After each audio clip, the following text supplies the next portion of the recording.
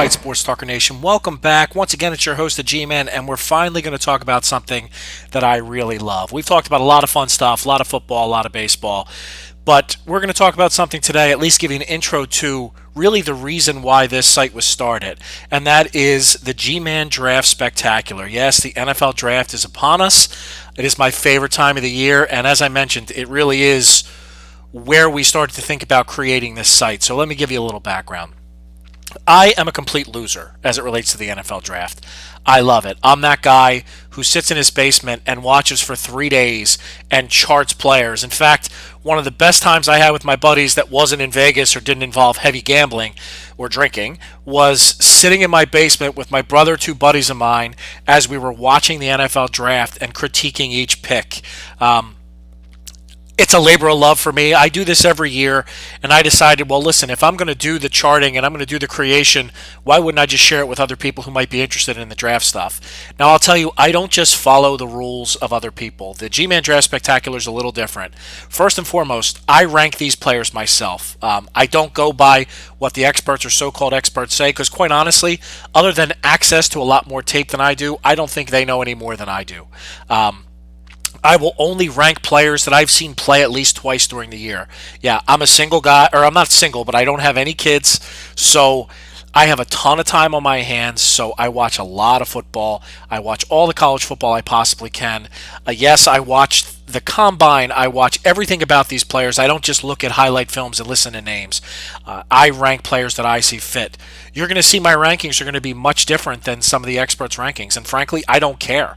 If I look back, I've been doing this for about 12 to 15 years now.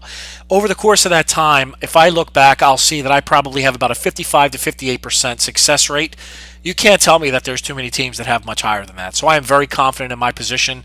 I was on a guy like Antonio Brown. I said he was going to be the best receiver in that draft when he was a sixth-round draft pick. Of course, it's easy to remember the easy ones, right? I've been wrong a number of times as well. I'll probably be wrong a number of times in this year's draft.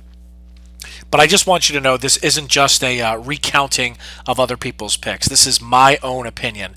If you go to our blog section and you click on G-Man Draft Spectacular, you'll be able to see the full breakdown. On there, I give a team-by-team analysis of who I think they're going to take, who I think they should take, and what it means for their future, a little quick snapshot pre-draft.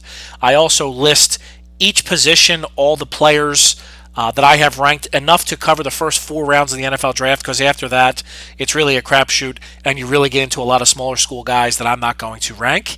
So I give you players by position, and in each position I give one player I think will outperform what anyone thinks they will do, and one player who's highly overrated. So you might see, for example, this year's quarterbacks, I have Dak Prescott ranked as the player that I think is going to exceed expectations. I don't think anyone's given him a lot of credit, and I think he's got a chance to be very good.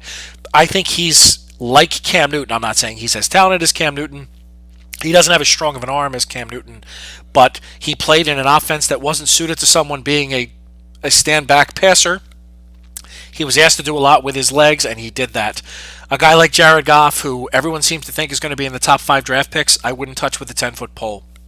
I watched their games. They played in a wacky system. He threw the ball around a lot, so he had great numbers, but I think he is too little. I think he is slight, and I don't think he has enough arm to throw the ball in the tight windows. So that's my example of, so you're going to see somebody who I think is great, somebody who I think is not so great, and rank it accordingly. We're going to do a lot of fun stuff with podcasts leading up to the NFL draft. I'm going to give you a position-by-position top 5 of who I think should go where based on talent. Obviously, a lot of this is based on fit by team, but I do think there's some talent at every position for teams to have. We're going to do a mock draft as the draft gets closer, but most importantly, what I hope to get out of this is I want a lot of feedback. We're going to talk to a lot of different people that are fans of a lot of different teams. This is where it gets fun. Let's have some conversation. Let's talk about who you think your team should take. Let's talk about, you think I'm crazy that I don't love this player or that player. The feedback is going to be awesome, and it's going to be what drives this conversation. So this is just kind of an intro as we dip our toe into the NFL draft. It's about 2 weeks away. It is a fantastic time of the year. We're going to enjoy the hell out of it and look forward to these additional podcasts that come across. So with your little teaser for the NFL draft, I'm your host, the G-Man, and I am out.